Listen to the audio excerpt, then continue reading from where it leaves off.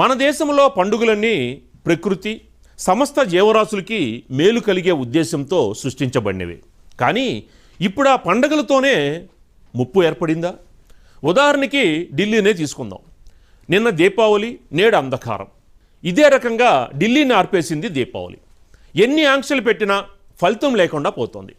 దేశ రాజధాని ప్రమాదకరమైన కాలుష్య కోరల్లో చిక్కుకుంది. ప్రాణాల కంటే పండుగలే ముఖ్యమా? ఢిల్లీ బాటలోనే హైదరాబాద్ వెళ్తుందా? Let's watch.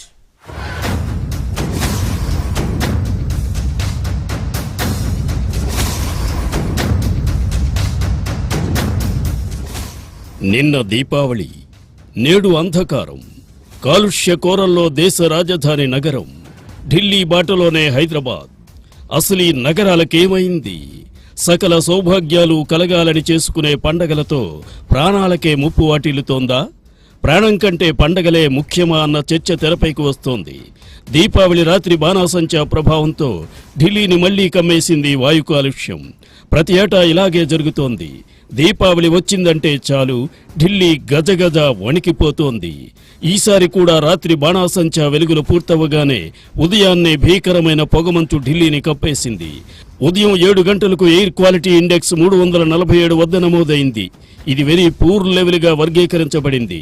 గత ఏడాది దీపావళి తరువాత ఉదయం 6 గంటల 30 నిమిషాలకు ఎయిర్ క్వాలిటీ ఇండెక్స్ 359గా నమోదైనట్లు system of air quality and weather forecasting and research తెలిపింది.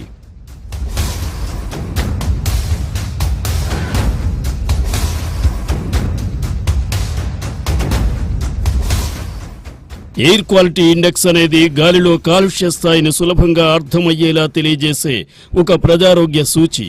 ఇది PM10, PM2.5, ozone, sulphur dioxide, nitrogen dioxide, carbon monoxide, sesame, ammonia అనే 8 కాలుష్య పదార్థాల ఆధారంగా నిర్ణయించబడుతుంది.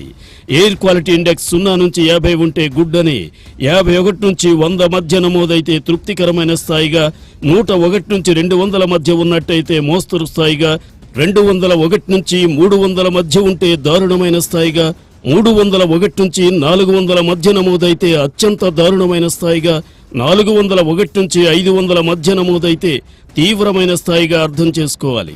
సెంట్రల్ పొల్యూషన్ కంట్రోల్ బోర్డు ప్రకారం మంగళవారం ఉదయం నగరంలోని 39 మానిటరింగ్ స్టేషన్లలో 38 కేంద్రాలు అత్యంత దారుణమైన కేటగిరీలోకి వచ్చాయంటే పరిస్థితి అర్థం చేసుకోవచ్చు.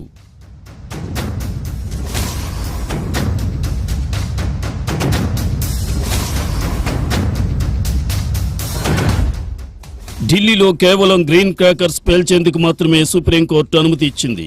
అది కూడా అక్టోబర్ 20, 21 తేదీల్లో 2 రోజులు మాత్రమే పేల్చాలి. ఈ గ్రీన్ క్రాకర్స్ వల్ల పొల్యూషన్ ఉండదని కాదు, పొల్యూషన్ స్థాయిని కొంతమేర తగ్గించవచ్చు అంతే. క్రాకర్స్ పై పూర్తిగా నిషేధం విధిస్తే ప్రజలు చట్టవిరుద్ధంగా సాధారణ బాణాసంచా తెచ్చుకుంటారని సుప్రీంకోర్టు అభిప్రాయపడింది. అవి మరింత హానికరమైన ప్రభావం చూపుతాయని, అందుకే గ్రీన్ క్రాకర్స్ కి అనుమతిస్తున్నామని సుప్రీంకోర్టు పేర్కొంది. ఆ 2 రోజుల్లో బాణాసంచా పేల్చే సమయాన్ని కూడా పరిమితం చేసింది. ఉదయం 6 గంటల నుంచి 7 గంటల వరకు, రాత్రి 8 గంటల నుంచి 10 గంటల వరకు మాత్రమే గ్రీన్ క్రాకర్స్ ని పేల్చడానికి అనుమతి ఉంది. సుప్రీంకోర్టు ఆదేశాలు ఎంత మేరకు అమలయ్యాయో కానీ ఫలితంలో మాత్రం ఏ మార్పు లేనట్లు తెలుస్తోంది.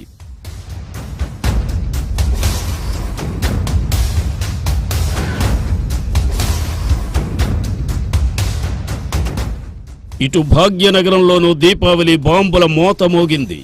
దీపావళి బాంబుల శబ్దాలతో వెలువడిన కాలుష్యం వల్ల జంట నగరాల ప్రజలు ఊపిరాడకుండా ఉక్కిరి బిక్కిరయ్యారు. గతేడాదితో పోలిస్తే ఈసారి 10% కాలుష్యం పెరిగిందని కాలుష్య నియంత్రణ మండలి లెక్కలు చెబుతున్నాయి. సోమవారం రాత్రికి ఎయిర్ క్వాలిటీ ఇండెక్స్ 338గా నమోదైనట్లు central air quality index live report తెలిపింది. ఎయిర్ క్వాలిటీ ఇండెక్స్ 150 నుంచి 200 ఉంటేనే చాలా అనారోగ్యకరమైంది. అలాంటిది 338 స్థాయికి చేరింది. ముఖ్యంగా కాప్రా, బొల్లారం, పటాన్చెరు, సోమాజిగూడ, సనత్ నగర్ వంటి నిర్దిష్ట ప్రాంతాలు ఎక్కువగా ప్రభావితమయ్యాయి. దీపావళి పండగ సందర్భంగా ప్రజలు కాల్చిన టపాసులతో నగరంలో గాలిలో నాణ్యతా ప్రమాణాలు పడిపోయాయి. కాలుష్యం తగ్గి గాలిలో నాణ్యత మెరుగయ్యే వరకు ఎక్కువగా బయట తిరగవద్దని నిపుణులు చెబుతున్నారు. ముఖ్యంగా చిన్నపిల్లలు, వృద్ధులు, శ్వాసకోశ సమస్యలు ఉన్నవారు మరింత జాగ్రత్తగా ఉండాలని సూచిస్తున్నారు. బయటకు వెళ్లినప్పుడు మాస్కులు ధరించడం సురక్షితమని చెబుతున్నారు. పీల్చిన టపాసులతో కాలుష్యం పెరగడమే కాదు, కేవలం హైదరాబాద్లోనే దాదాపు 9 కోట్ల రూపాయల బాణాసంచా వ్యాపారం జరిగినట్లు అనధికారిక లెక్కలు చెబుతున్నాయి. అంటే దీపావళి ఒక్క రోజు నాడే 9 కోట్లు బూడిదయ్యాయి.